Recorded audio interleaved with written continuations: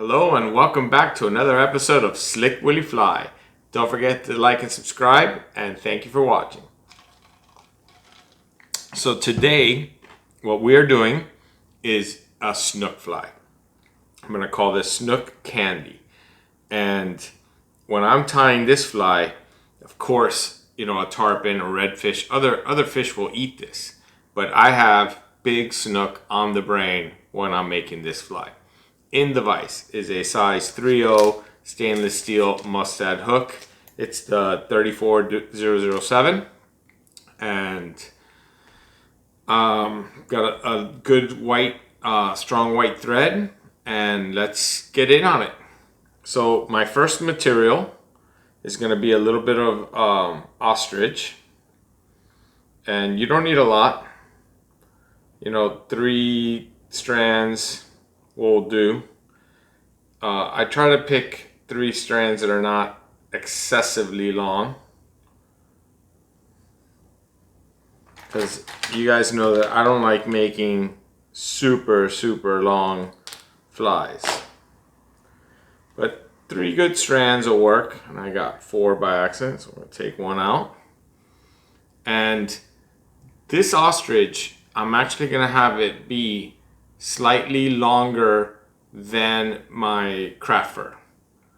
So I'm imagining the length of my craft fur more than I'm imagining the length of my ostrich. So I think these little ostrich hurls are different lengths. So I'm just kind of pulling them out so that they all kind of work for this fly.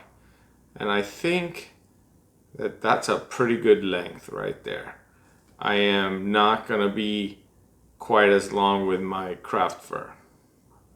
So I'm going to go ahead and make sure that these end up nice and tight.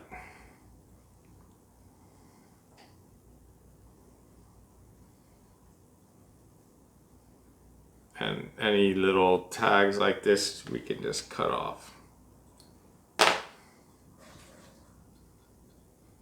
Nice and tight on the hook. So now I pre-cut white craft fur because for me this is going to be basically a imitation whitebait, a whitebait fly. But it doesn't mean that you couldn't use cream. You can use a variety of colors, but I just happen to want to make this one a whitebait. So I have pre-cut a little craft fur, like I said. And now what I'm going to do is I'm going to apply this to the fly, to the back of the fly. And as I said before, I'm not as long as this ostrich. So what I want to do, I'm going to give this a couple of loose wraps. And now I'm going to make sure that I distribute around that hook shank, pulling it tight, and we're gonna just come up a little bit. We don't have to come up super far, a little farther. This will save me on having to tie a bunch of material on here. Then I could take the rest of this, spin it like I do everything else, and trim it off.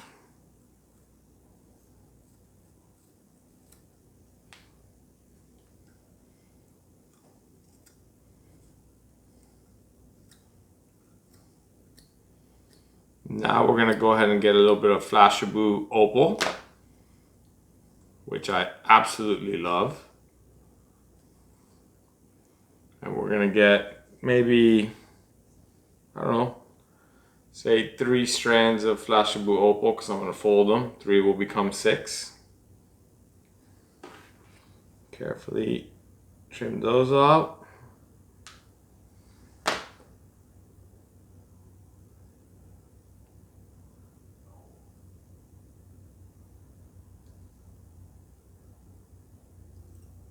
Put them on the hook, put them on the thread.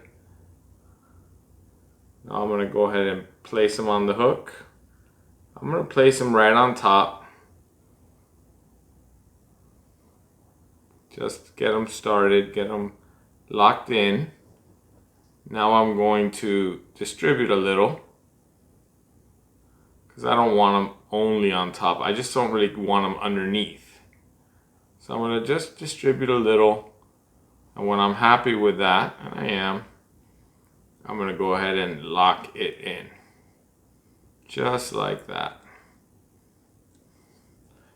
And now some of these are too long. So I'm going to go ahead and cut them. You don't really want them longer than the craft fur. And I like to cut them individually so that then they stay a little staggered. Nice. So now I have another piece of craft fur ready to go. It's another good clump of craft fur. Sometimes at this point I would put in a one strand of black Flashabou and make basically a lateral line. You could do it at this phase, you could do it after the second clump of craft fur, but I really think that second clump of, the black Flashabou, which gives it like a line down the side, like a lot of fish have. I think that's a really cool feature. So again, 2 wraps, distributing around the hook, because this is going to be a bait fish, and pull that tight, lock it in. Get all of this material and we cut it out. Carefully remove everything. Now I do want to take a second here and just clean this up.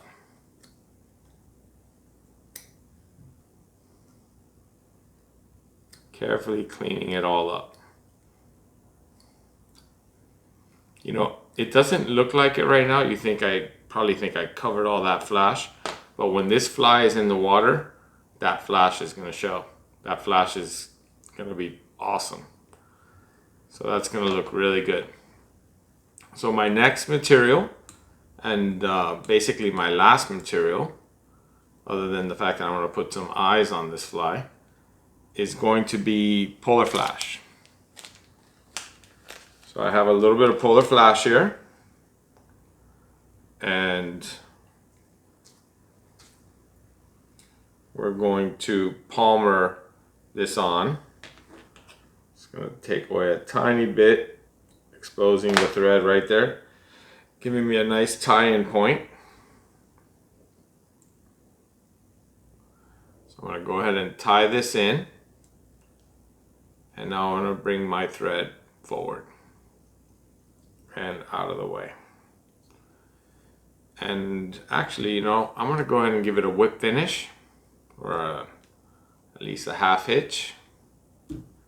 Get it out of the way, and now it makes it so much easier to use the rotary function on the vise. So I'm going to continue to wrap in the same direction that I've been wrapping thread, and I'm going to go ahead and bring up this this polar chenille nice and tight. I want this to be a little bit thick. I'm going to trim it, but we want it to look good right up here in the front. I want to have something nice to put eyes on. And that right there is about far enough. So I'm going to go ahead and lock it in here.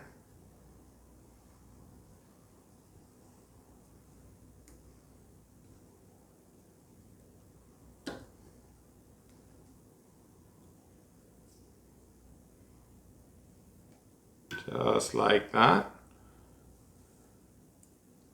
So now I could trim this away.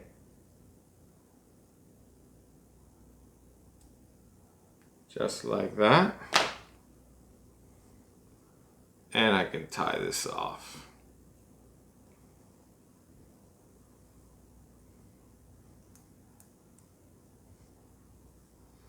Now, some people at this point would probably start trimming.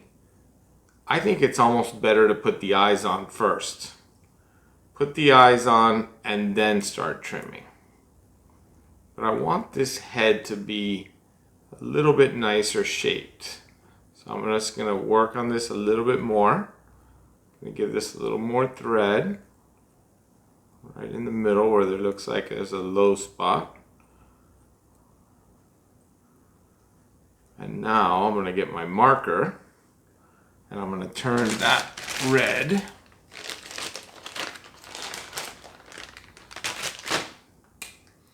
because I think white and red for a fly for snook is the deal. You know, this fly right here, walking down the beaches, just cruising a beach, running into that big fat snook in the surf. This is candy here. This is snook candy, which is what we call this fly.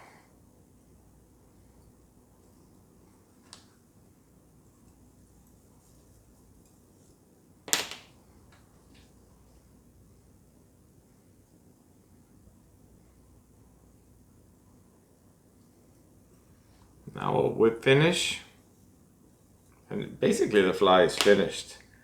It's just some eyes and a little bit of a trim job.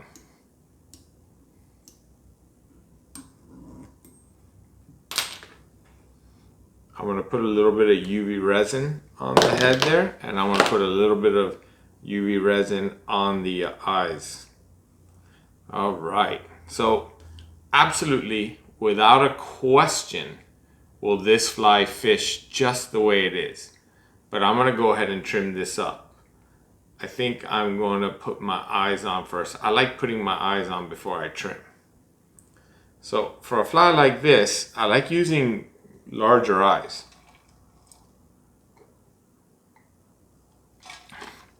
And sometimes I use red, and sometimes I use yellow. I could use, you know, it's hard because I think that there's a lot of eyes that look good. And I have red, I have yellow. I'm gonna look at them here real fast before I decide which eyes I want to use today. So here's red. These things are awesome. These living eyes are so cool. 3D eyes.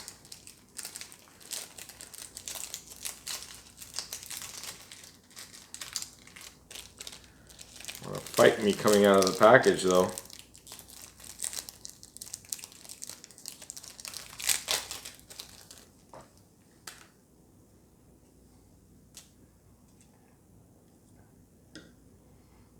Wow, that looks so cool. I think it's gonna be these. I don't even think I'm gonna present the yellows. We'll look at them just in case.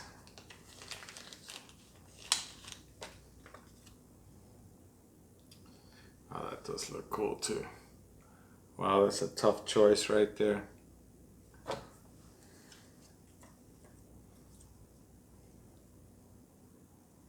The yellow has such a great contrast. I think I might end up going with the yellows. They're a little smaller, but they do look good. All right, we're gonna go with the yellows. So they have a little bit of adhesive to them, so I'm just gonna pull it off and stick it on there, push hard, hoping that that's gonna stay on. And now I'm gonna do the opposite side. I use the red thread as a little bit of a guide, so I know that I have them about equally on. That does look good right there. So now I'm gonna get a little bit of UV resin out. Move some stuff out of the way.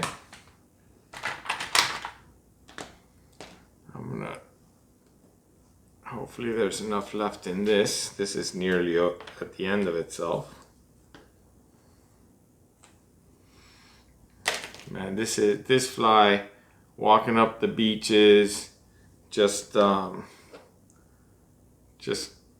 you know, sight casting to a school of fish. It's so cool. Sometimes when you walk the beaches, you'll see like just a big ball of bait. And then all of a sudden you see these white patches form inside the ball of bait. That's snook. Those are big snook coming in there, or tarpon coming in there and just feeding away. So it's really, really cool. It should be on everyone's bucket list. If you haven't seen that, you definitely want to see that. So what I'm doing is I'm putting a little bit of resin right on the edge so that it locks into the chenille, the polar chenille, just like that. I can, at the same time, I can do the knot.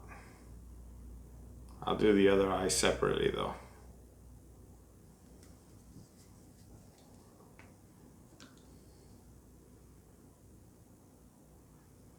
So a little bit of gravity there, making sure that knot looks so good. That came out so good. You know, I like to spin my flies because what that does is it makes a nice little even coat. So make sure that this isn't overly flared.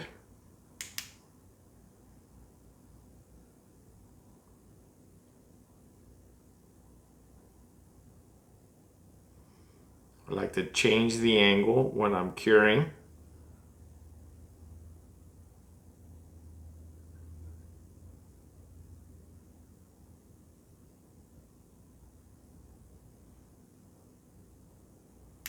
Nice. And now we do the opposite side eye.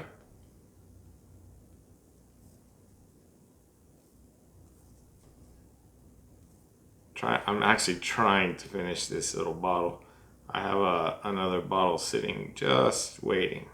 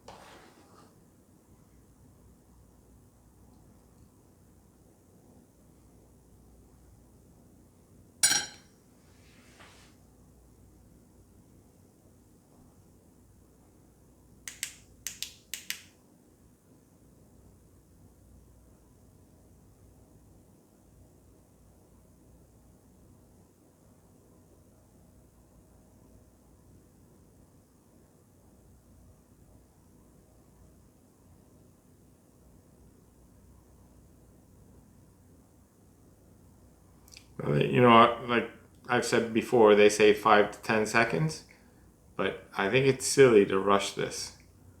I think it's silly to go in here and do this, you know, crazy fast. I'm in no rush. I'm not mass producing flies. I'm tying flies for me, for my closest friends and family, for my daughter. You know, I don't make like, you know, several hundred flies a day. I make maybe 2 flies a day at best. On average, I probably average 4, 5, 6 flies a week. And I make videos of them. So, you know, I'm not mass producing flies, so I'm not in any rush. I give this, you know, a good cure. I want this to set up nice and strong. And like all my other UV resin flies, this will sit in the windowsill all day long tomorrow so that the sun really bakes it in. But that's basically the fly. So the only thing left to do is give this fly a little bit of a trim job. And I want to be very careful because, to be honest with you, it doesn't look so bad at all. But I do want to trim a little bit of this. Because what'll happen is it'll cast a lot better. A little trim job, catch a little less wind. So I'm just gonna come in here and trim up some of the stuff that's like more standing up.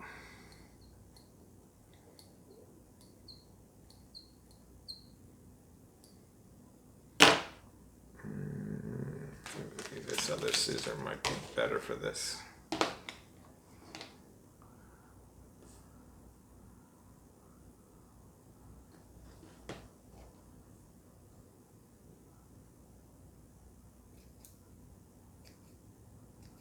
Sometimes when you get a little bit longer scissor, so it goes in one stroke. And I get that it's hard to see what I'm doing, but really trimming isn't, trimming is up to the individual. You don't have to trim it at all. I'm just trimming it some just to make it go a little bit nicer when I'm casting.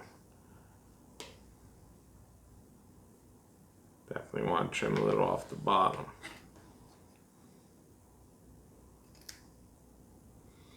You know, another thing you can definitely do with a fly like this, if you wanted, you could put a weed guard on. I didn't put a weed guard because I'm quite sure that I'm going to be fishing this on beaches. And I'm hopefully going to be fishing it on days where the beach is not covered in seaweed. If it's covered in seaweed, I will have a fly with a weed guard.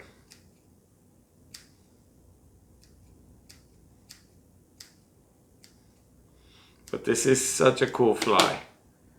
I'm really happy with the way this has turned out. This is a that polar flash that I put on the front there has a ton of flash. The ostrich, when it's in the water, will have a lot of action. Craft fur in general has a ton of action. I might trim just a little more here and there if I see some wild hairs, but I think for the point of the video, I think you get the idea of what this fly is going to look like. And hope you enjoyed this. Hope you hit the like and subscribe. I promise you, this right here is a killer. This little fly right here will catch a lot of fish. Thanks again for watching. Don't forget to hit the like and subscribe, and see you on the next video.